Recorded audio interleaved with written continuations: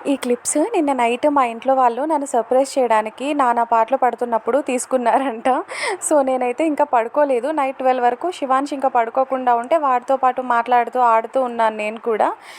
ఇంకా వాళ్ళు చూసి చూసి కొంచెం అలా సైడ్‌కి తిరిగి పడుకున్నప్పుడు తీసుకొచ్చేశారు.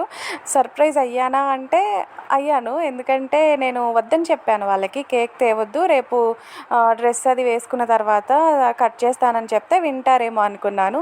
కానీ వాళ్ళైతే తీసుకొచ్చేసారనమాట. ఈ బర్త్డే నాకు చాలా స్పెషల్. ఎందుకంటే ఈ బర్త్డే నా బాబు పుట్టిన తర్వాత first birthday and it's my 26th birthday. So, ఇది నాకు చాలా స్పెషల్ అయిపోయింది.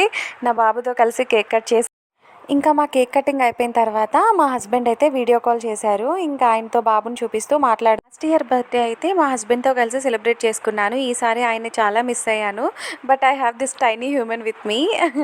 సో, మంచిగా సెలబ్రేట్ చేసుకున్నాము.